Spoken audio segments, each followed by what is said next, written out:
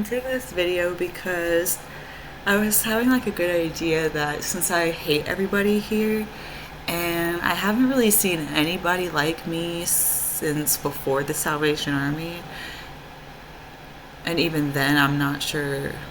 Oh wait, well, I worked around them. So yeah. So I haven't really seen anybody like me since before the Salvation Army, and so I had this idea that maybe since I like the makeup on this app, the filter on this random app, sorry, it just sounded funny because like, it's like the most popular app in the world right now. I like the filter on this one.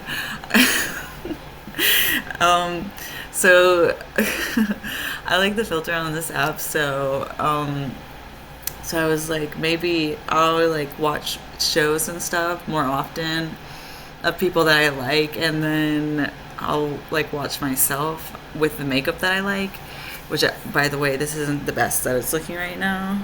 It's looking kind of Voldemort-esque because of the lighting. If I turned it around, I would look great, but then I'd be in front of the death door. I'll explain that one day. I don't know if I want to call it that though. Ugh, I feel icky saying it. It's not a death door, unless you mean dead roaches, which hopefully they're all dead. No, don't bring that upon me. Don't even talk about it right now. Don't bring it up. Okay, so rewind. I just don't want to be in front of that door for reasons I'll talk about one day, and probably soon. But oh yeah, so I was thinking. So I was like, maybe it'd be a good idea, since I've been only watching shows that like I am like I would see myself there or talking about stuff like that or doing something like that. Like that's the only type of shows that I watch now, right now. Not now, but like it wasn't a change. It was just something that happened. So was it? I don't remember now. So okay.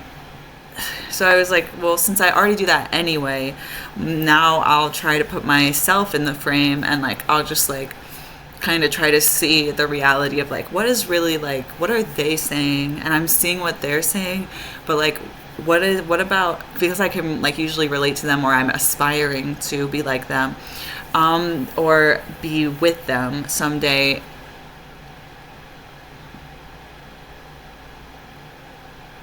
Since that's something like on a panel or something, and so so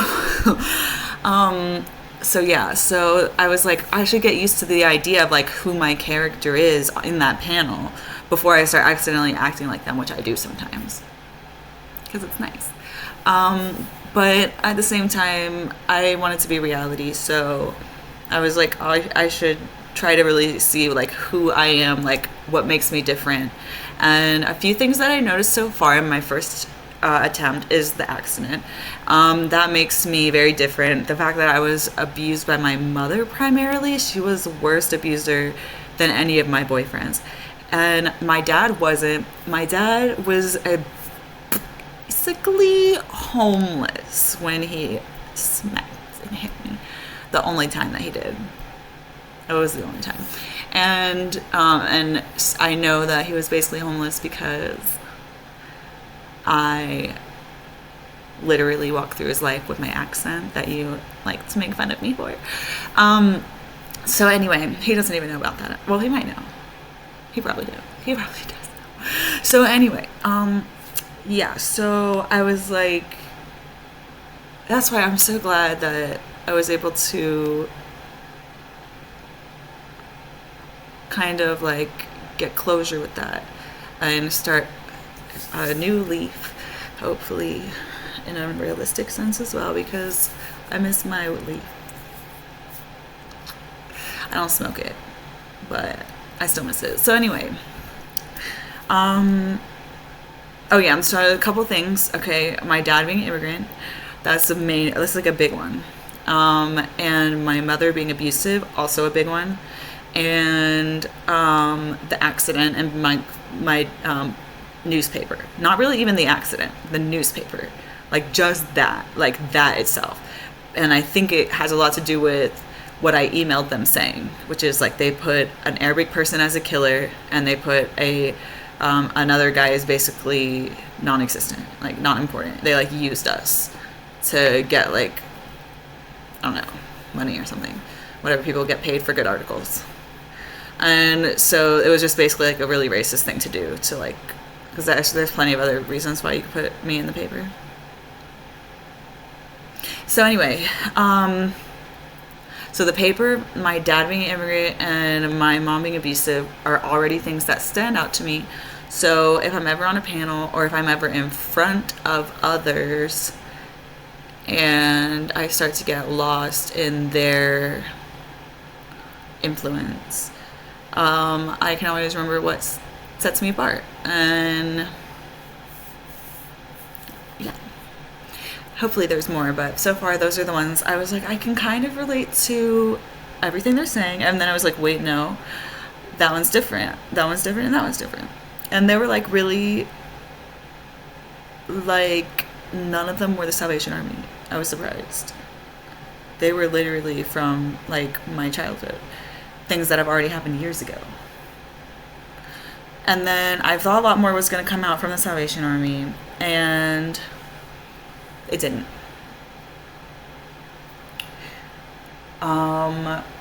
It did, but I could relate to everything they were saying. So I did feel like, in a way, I walked through their lives. Even though obviously it would happen to me, I feel like kind of like their stories just are so A, B, C, D, F, G. And my story was like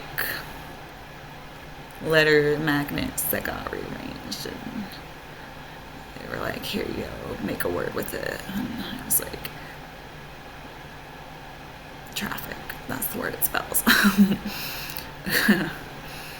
Because that's not like, that's nowhere in my world. That's not supposed to happen. So basically, she was telling a story that was like provoking in school. And provoking in school they made them sit all day staring at a wall, or they'd get yelled at or hit.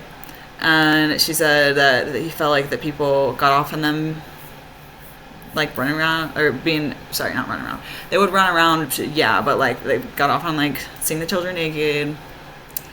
They would be forced to go outside every day, and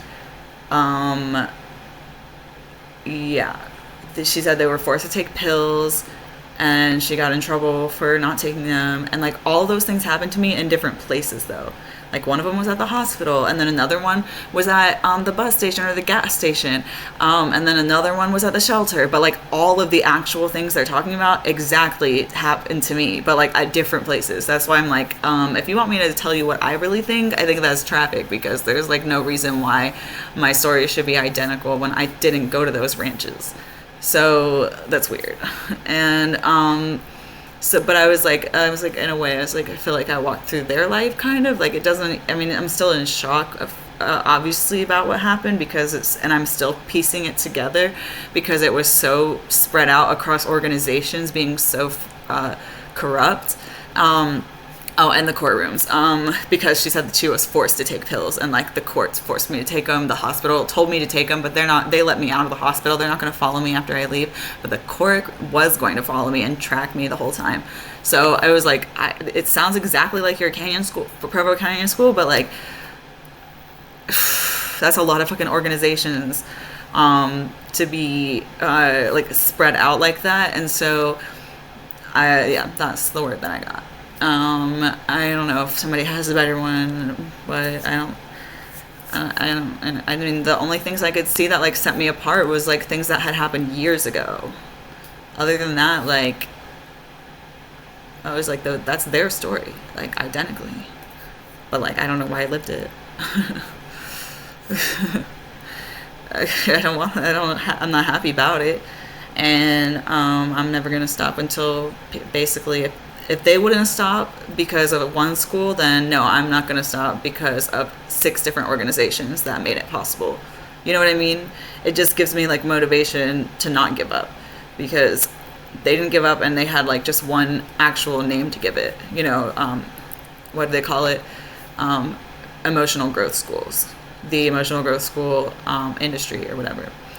Um, I forgot what I was. Look at this nose. So, so I was like, if so many people would band together to make sure that a school can't do this to kids, like I should do the same thing if it's a bunch of organizations that have done it to kids, adults, and everyone in between. So, yeah, and it's definitely affecting kids, adults, and everyone in between. So yeah, it's like really, I can't ever stop, and I don't know. I like I still like when I watch the movie, I feel more in like in line with my purpose, and more like I can see where I'm going, or no, yeah. And when I don't though, like when I go through the week and I'm like just doing it, you know, like making my steps and strides, I get so discouraged. Obviously, you can tell by my body marks. I get so discouraged. I like, I don't know, I feel like everybody looks at me like, everybody looks at me like an alien, and I'm speaking like humanities to them. So I feel like I'm in a literal um yeah, pretty much every single day. I feel like they just look. I'm the only one that's speaking about justice, love, protecting the innocent, and everybody else looks at me like I'm an alien.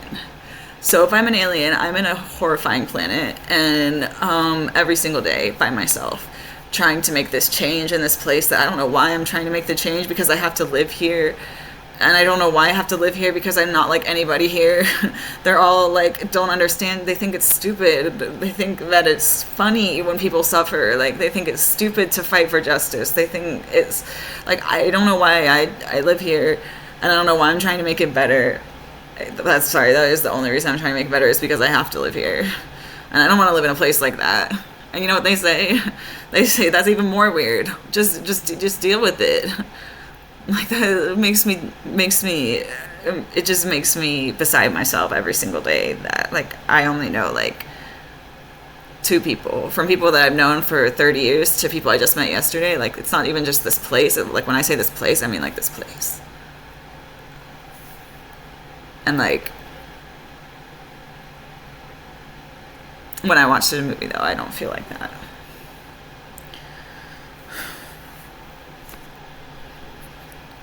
I feel like I can breathe, and like oh yeah, like it's normal. What I'm doing is normal. I mean, it's normal. Like, I mean, you know, like those other girls in there, I mean, it's iconic, but like those other girls aren't millionaires. It's just like what you do when you've been abused. Like, you just like grow up, and then you like, that's wrong. That shouldn't happen, and it's still happening, and I can't sleep at night, so I'm gonna do something about it. It's normal. It's not what they're trying to say. And at the same time, like, I mean, I wake up every single day, and there's the only people, it's just the movies I watch in my living room. The second I step outside that door, I'm in another panic attack. The second anybody opens the door downstairs, I'm in a panic attack. Or if the fucking postman's walking up the stairs, and I don't know if it's them or the police again, and I don't know what fucking reason they have to be evil today. But I just see a better way, and I can't live in a place like this. Not like this, but like a place, like, you know what I mean? Like, not just like this town or this apartment. Like, I'm talking about everywhere. And y'all already know. Well, some of y'all know. Some of y'all don't. And so I'm just gonna try and relax now, because I started thinking about waking up again tomorrow, and waking up tomorrow sounds horrible. No, I didn't mean it like that. So,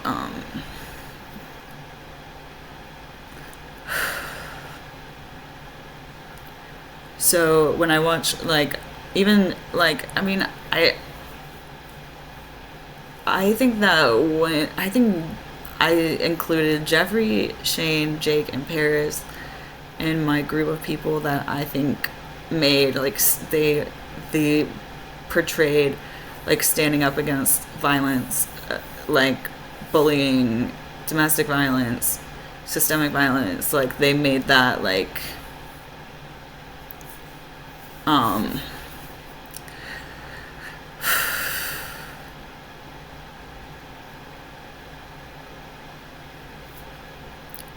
an empire. And so I want to do that too. And so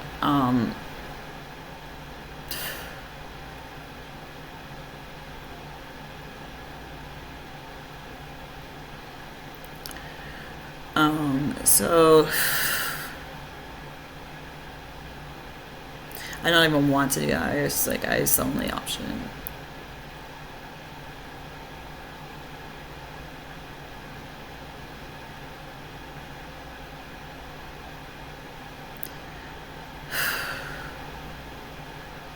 But so what sets me apart is my dad's an immigrant, and my mom was abusive more than any of my boyfriends. She was abusive. So whenever somebody brings it up, I do like kind of go across the board, like, and I'm like, which boyfriend was that?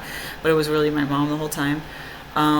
Was the worst one. So it's like you might as well just go there and draw like dial back from that. Is like, I'm sorry.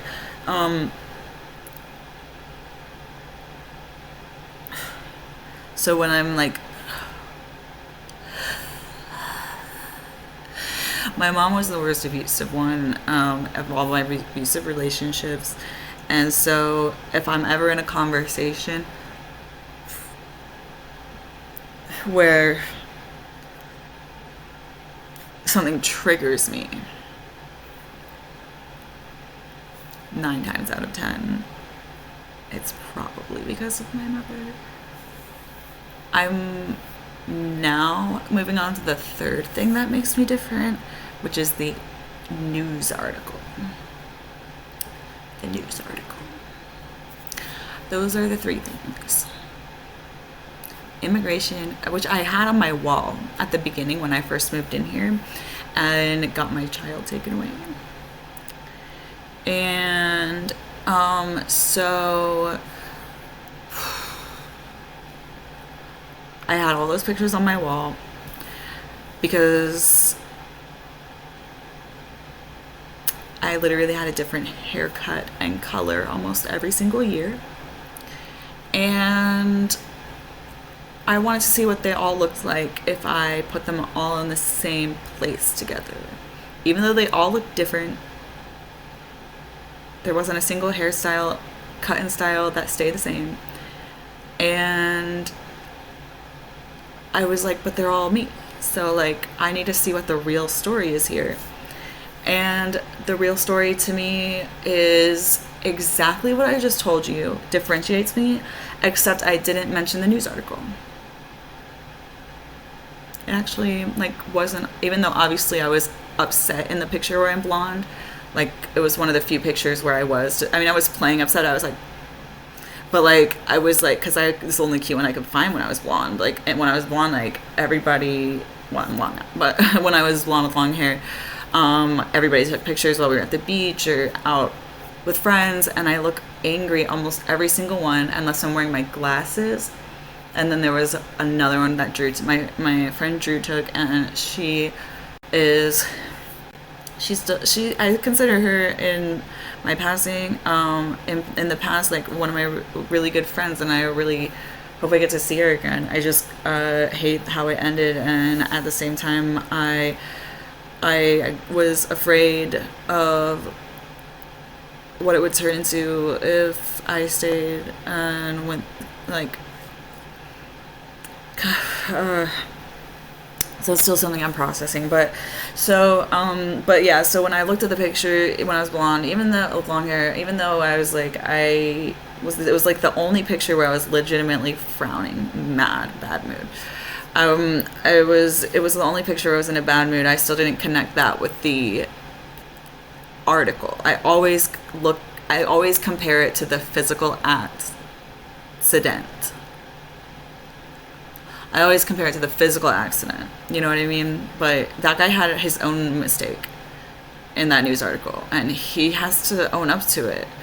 And at the same time, that was the only thing missing. Other than that, what differentiates me is exactly what I said that I saw on that wall when I put all my pictures together. I was like, this is my story. My dad immigrated here. He married trailer trash. And then he died. And then I was stuck with this bitch who was using me to make money. Well, that story's changed. Or she was abusing me and making me white. So she was abusing me and making me white. It wasn't money. I think I said specifically because I was blonde after. So I was like, I think she legitimately was like, she tried to make me white. And after my dad died, in my theoretically, because my dad got to a level of basically homelessness because he was working so damn much, and then she had so many needs whenever he got home. So he immigrated here. He married a white lady. He wanted to give me everything, but then I don't know how to say it right now, but he died. And then, oh my god, now I'm scared. People don't like that I throw that word around. Well, in my book, he doesn't die. So that got better. So anyway, so he got, what else do you want me to say? She abused him in court until I could ever see him. The truth. So, okay. So then after he leaves, because he has to, she rewrites everything and makes me totally white. And then I'm like, fuck this. My family is trailer trash, and I'm going to go off on my own and be a model my way. And then I did. Until I found an abusive manager who was just my mother's skinny and older. That part's sad. Yeah.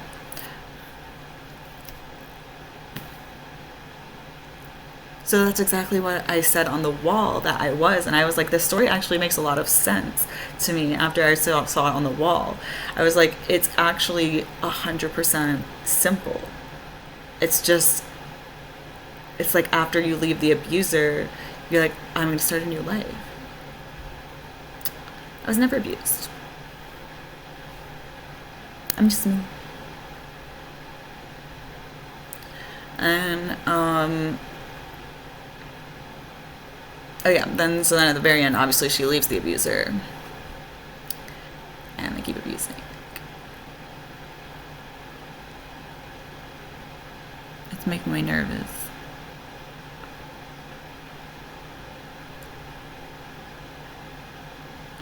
I'm nervous. I'm not acting weird. I'm nervous. I'm nervous because I had to talk about where I live. And who knows if you start listening to them tomorrow.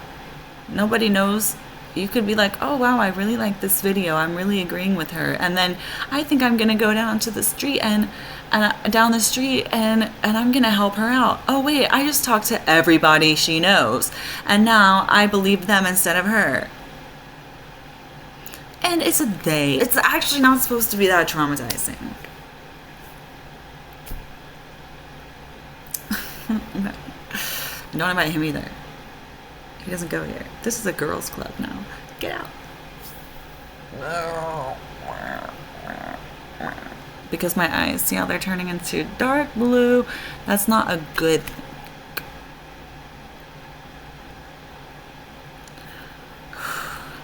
I miss my child.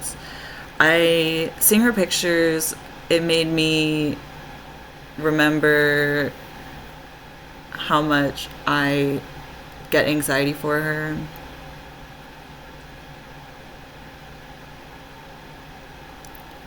When I get upset about my child, I get really upset. And I was accepting that it maybe was like not healthy, how upset I was getting. But I was again in this place with no humanity, and looking in her eyes every day and then looking out there every day and knowing how people are made me very upset. And so obviously I wasn't giving her like any sort of like, I wasn't overprotective. I just like I get anxious for her. I get nervous for her. I look at the possibility of her being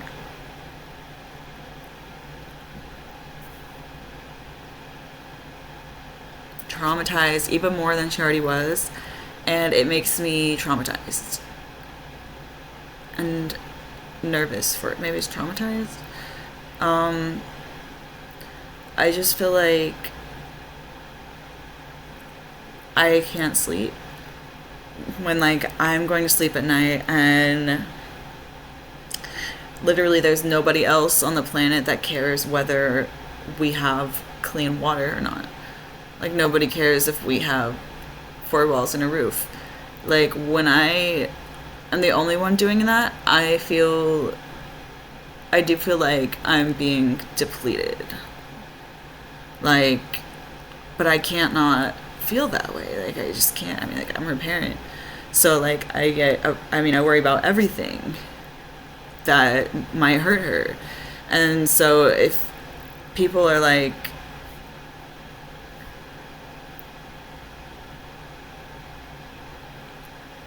butthurt over a debt contract, and it means that she can't get antibiotics for a UTI that she got when she was sexually abused, like that makes me incredibly high strung. Like maybe not, that's definitely the wrong word, but like it makes me like incredibly anxious and scared to think that she might be suffering. And when they took her, I started to get some perspective back. And that's also a lie. I spent every single night from 5 a.m. to 5 a.m. just like writing the book until I was making the business, until I was making the documentary, until I was making the advertising, and it hasn't really stopped. And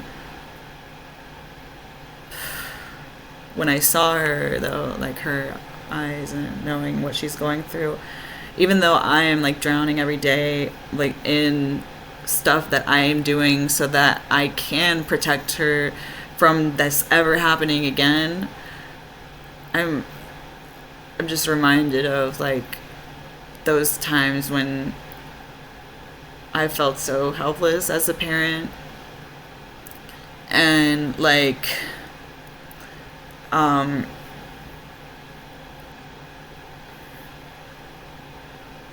I do like I guess acknowledge where it's a little bit unreasonable. You can't be anxious about every little thing that they might be hurt about or get hurt doing, or somebody might hurt that. Like you can't get worked up every single time.